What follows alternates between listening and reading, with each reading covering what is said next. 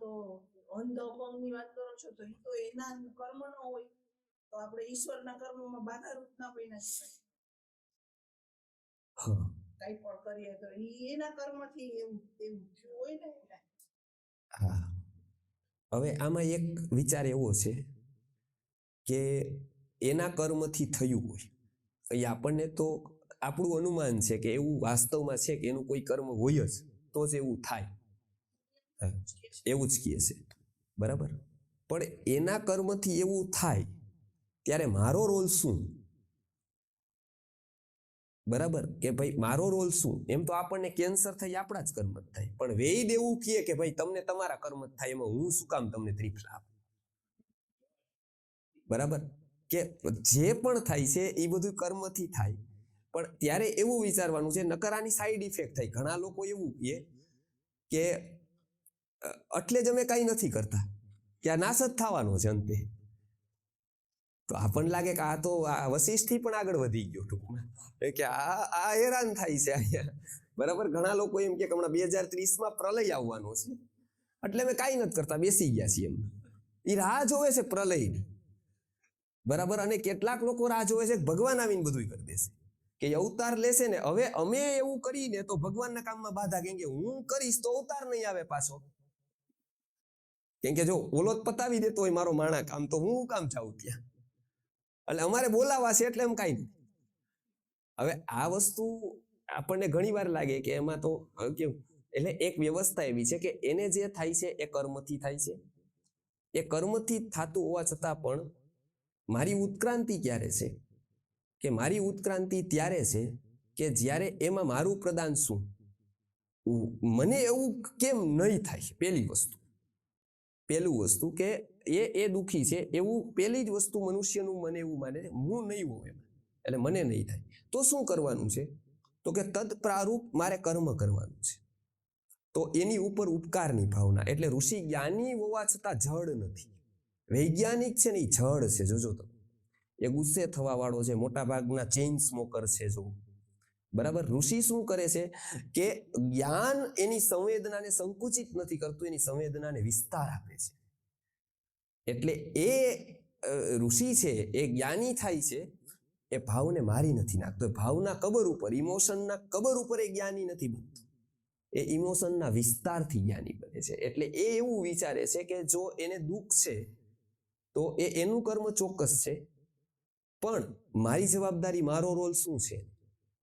એને કર્મ, એના કર્મથી જ ભૂખ છે, પણ મારી પાસે રોટલા છે, મારી પાસે પાણી છે. એના કર્મથી તરસ છે, એના શરીરથી તરસ છે, તો પણ મારી પાસે પાણી છે, તો મારું કર્તવ્ય એવું છે કે ત્યાં હું પાણી આપું. એ પાણી આપીને પણ હું એક કર્મ વ્યવસ્થામાં સપોર્ટિવ રોલમાં છું, બરાબર. એ પણ હું એક સપોર્ટ કરું છું, હું એક એમાં મારું જ કંઈક કરું છું પ્લસ, એટલે એમાં કોઈ બાધા નથી થતી, બરાબર. એમાં કોઈ બાધા નથી થતી, એ સપોર્ટિવ વર્ક થાય છે એને, કેમ કે એને સાતા મળે છે ત્યારે એને શાંતિ થાય છે. એને શાંતિ થાય છે તો એના હોર્મોનલ બેલેન્સ થાય છે, બધા હોર્મોન્સ બેલેન્સ થાય છે. તો એની 1% શક્યતા એવી છે કે અધ્યાત્મ માર્ગમાં આગળ વધે. કેમ? તો કે જ્યારે વ્યગ્રતા હોય છે ને ત્યારે વ્યક્તિ અધ્યાત્મ માર્ગમાં આગળ નથી વધી શકતો.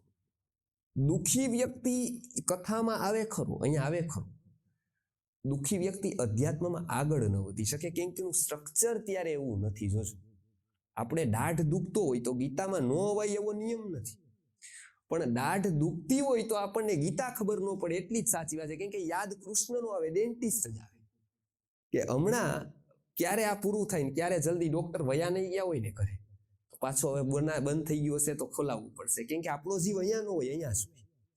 અને એમાં એ કઈ ખોટું નથી, કેમ કે વ્યક્તિનો સ્વભાવ એવો જ છે હંમેશાથી, કે એ પ્રોબ્લેમ જ્યાં હોય છે ને ત્યાં એનું કોન્સન્ટ્રેશન હોય છે. પ્રોબ્લેમ જ એને છે ને પહાડ જેવો લાગે છે, આખામાં એને ધુમ્મસ છવાઈ જાય ને એમ આપણામાં પ્રોબ્લેમ છવાઈ જાય છે.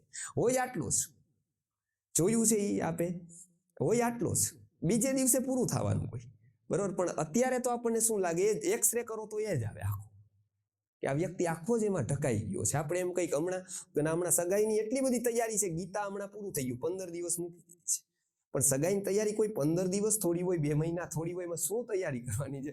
એ 1 દિવસની વાત છે, બરાબર. તો ઘણા લોકો એવી વાત કરે કે લગ્નની તૈયારી હાલે કેટલા મહિના, કે 3 મહિના. તો લાગે છે કે ભારત પાસે બીજું કોઈ કામ જ નથી. લગનગાળો હોય ત્યાં લગભગ એવું લાગે આપણને કે આ દેશને હાચન ભગવાન જ સાચવે છે. નકર કઈ 4-4 મહિના લગનગાળો હોય કોઈ દિવસને એટલા બિઝી હોય શેડ્યુલ કોઈના કે કોઈને ટાઈમ જ ન મળે. તો આ શું બતાવે છે કે આપણે ક્યારેય અધ્યાત્મને, માઇન્ડને, જીવનને ગંભીરતાથી નથી લીધું. આપણે હંમેશા સત્યને નહીં, સતને જાણવાનો પ્રયત્ન નથી કર્યો, મતને જાણવાનો પ્રયત્ન કર્યો. મત ઉપર આપણું આખું ચાલે. 50 લોકોને કેવું લાગે, હું ન જાઉં તો લગ્નમાં કે ભાગવત કથામાં બધા જાય શું કામ? ખબર પ્રેમ છે એટલે નથી જાતા. એ સીસીટીવી જ છે, બધા હાલતા ચાલતા ત્યાં કનેક્શન થાય છે બધાનું. અને આપણે ગમે તેમ તો જો આ જગ્યા બરાબર ગયા અને 2 કલાક રહ્યા, 2 કલાક રહ્યા ને એને આપણને ન જોયા ને તો આપણે એને મોઢું બતાવવા જાય કે જો હું આવી ગયો છું. અને એ પણ પાછું કહીએ કે હું હમણાં નથી આવ્યો, 3 કલાક થયા છું, તમે મને નહોતા મળ્યા. એમ કે આપણને ખબર છે કે આપણી શોધવા વાળી સીસીટીવીની આંખ ત્યાં છે જ, એ મારી ગેરહાજરી નોંધી લેશે. તો એના જેવો અભિશાપ કોઈ નથી બીજો. વ્યક્તિનું માનસ જ્યારે વ્યક્તિ સમજે છે ત્યારે એને સાચું અધ્યાત્મ ખબર પડે. ત્યારે એને કાગળિયાના સંબંધોની બહુ કિંમત નથી. એને ખબર છે કે ભમરાને એટલી ખબર છે કે કાગળના ફૂલ ઉપર નો બેસાય, સાચા ફૂલ શોધાય. કાગળના ફૂલને સાચા ફૂલ રાખો ત્યારે ભમરાને એટલી ખબર છે અંતે ભલે સાંજે કરમાઈ જવાનું હોય પણ ફૂલ તો સાચું એ જ છે. ઓલું કાગળનું હંમેશા રહેવાનું હોય પણ અંતે એ કાગળનું છે. ત્યારે એ વિચાર કરે છે કે મારો આત્મવિકાસ છે એમાં. મેં એના માટે કંઈ પ્રયત્ન કર્યો, થોડો સમય આપ્યો, 3 કલાક આપ્યા, 2 કલાક આપ્યા, 6 કલાક આપ્યા, 1 દિવસ આપ્યો મેં. એ ચિંતન એનું શરૂ થાય. મેં મારા બાળકને ક્યારેય બેસીને ભગવદ્ ગીતા શીખવી? મેં ક્યારેય એવું વિચાર્યું કે મારે આ શીખવવું જોઈએ, આને 2 શ્લોક શીખવવા જોઈએ? એ 2 શ્લોક શીખવવા વાળાની ક્યાંય મેં અનુમોદના કરી કે આ 2 શ્લોક શીખવાડો કાંઈ નથી કરતો, મારી ઉપર એક ઉપકાર તો કરી જ દે છે. મને આટલો જગાડીને મને કંઈક તો ઉપકાર કરી દે છે. ભલે એની પાસે કાંઈ નોલેજ નથી, એની પાસે કાંઈ બીજી દ્રષ્ટિ નહીં હોય, બીજું કોઈ આત્મા પરમાત્માની જાણકારી કેટલી હશે એ ખબર નથી, પણ મારી ઉપર એક તો ઉપકાર કરી. આ સંવેદના વ્યક્તિમાં પ્રગટે છે ત્યારથી એની અધ્યાત્મની યાત્રા શરૂ થાય છે. આ પહેલો સ્વીકાર ભાવ થવો જોઈએ કે મેં શું કર્યું, ક્વેશ્ચન માર્ક. કે મેં આને આગળ લઈ જવા માટે મેં મારા બાળક માટે શું કર્યું, બીજાના બાળક માટે શું કર્યું. આવું જો થશે ને તો આપણી પેઢી સંસ્કારી થતી જશે અને માહોલ મળતો જશે. આપણે અહીંયા સ્ટેન્ડ લેવું પડશે. આપણે બાળકને કહેવું પડશે કે તારે આ વાંચવાનું છે, તારે આવું શીખવાનું છે, તારે આવું ભણવાનું છે. આપણે ઘૂંટણિયા ટેકી દઈશું એમ નહીં ચાલે કે એ વસ્તુ મેં જે ભૂલ કરી વારંવાર એ જ ભૂલ કરે અને હું બેઠો ધૂતરાસની જેમ જોતરો કે આ સમાજ જ એવો છે, આ ફલાણું જવું છે, આ બધા સ્કૂલો વાળા આવા છે, આ શિક્ષણ જ આવું છે. તો એનાથી કાંઈ ન થાય. એને સ્ટેન્ડ લેવું. કૃષ્ણ એ કહે છે કે હું ભીષ્મ કરતા અર્જુનને એટલે મહત્વ આપું છું, ભીષ્મ જ્ઞાની હોવા છતાં પણ સ્ટેન્ડ લેવા વાળા નથી. અર્જુન અજ્ઞાની હોવા છતાં ભીષ્મની અપેક્ષા એ સ્ટેન્ડ લેવા. એ કહે છે કે કાંઈ વાંધો નહીં, આ સ્ટેન્ડ મારું છે, ભલે હું હારું તો પણ સ્ટેન્ડ મારું આ જ રહેશે. હાર જીતે નંબર 2ની વાત છે, પણ મારું સ્ટેન્ડ આ રહે. પરિણામ જે આવે આપણે કેટલો પ્રયત્ન કર્યો, આપણું સ્ટેન્ડ ક્યું લીધું, આપણે આગળ પડીને કોઈ સ્ટેન્ડ લીધું, આપણે દ્રઢ રહ્યા કોઈ વાતમાં. અહીંયા આપણા સંકલ્પની પરીક્ષા છે. તો આવતા વખતે આપણે ફરી આવશું, નિયમિતતાની આદત પાડશું. નિયમિત ભગવદ્ ગીતાનો એક શ્લોક નિયમિત ચિંતન કરશું. તમે કોઈ પણ એક વાત છે ને નિયમિત કરીશું. આ બ્રેઇન મેપિંગ છે ને જ્યારે સાયકોલોજીકલી જાણશો તમે એનાથી શું થાય ને ખબર પડશે. એ કેવી આદત આપણને કેળવે છે. અલ્ગોરિધમ માત્ર યુટ્યુબનું નથી હોતું, ફેસબુક આપણું અલ્ગોરિધમ જ હોય છે. આપણા અલ્ગોરિધમથી જે બધા અલ્ગોરિધમ આવ્યા છે. આપણું પણ ચિંતન પથ એવું જોઈ છે. એને જો ખોરાક નથી મળતો તો એ ક્યાંક ને ક્યાંક વિકૃતિ સર્જે છે. એટલે ખાસ ગીતા વાંચવાની નિયમિતતાથી આદત પાડવી, બાળકોને પડાવવી. એમાંથી 2 ગુણો આપણે એવા લેવાના. આખી ભગવદ્ ગીતામાં કેટલા ગુણો બતાવ્યા, એમાંથી 2 ગુણો મારા જીવનમાં આવ્યા એવો મેં પ્રયત્ન કર્યો પ્રામાણિકતાથી. એક જ નાનો ગુણ એની એક્સરસાઇઝ કરવાની કે આ ગુણ મારા જીવનમાં આવ્યો, આવો આવ્યો, આ આવ્યો. એનાથી શું થશે કે બ્રેઇનમાં ઘણો બધો વિકાસ થશે, વ્યક્તિ તર્કબદ્ધ થશે, વ્યક્તિનામાં એક ઇનર ડિસિપ્લિન આવતી જશે. એ બીજેથી શક્ય જ નથી, એ કોઈ શિક્ષણથી શક્ય નથી. પણ એ ઇનર ડિસિપ્લિન જ્યારે ઘટિત થશે ને ત્યારે વ્યક્તિના જીવનનો વિકાસ શરૂ થશે, આત્માનો વિકાસ ત્યારથી શરૂ થશે. એટલે આ નિયમિત આપણે વાગોળીએ, એક સમયબદ્ધતા રાખીએ કે આ સમયબદ્ધતા એટલે કે સમયથી જ આ આવશું આપણે એક વ્રત તરીકે, એ વ્રત નિષ્ઠા રાખશું કે ભાઈ આ એક હું આટલું કામ કરીશ. એ કોઈને કહેવાનું નથી, કોઈનો દબાવ નથી, પણ એ એક ઊભી કરેલી વ્રત નિષ્ઠા છે.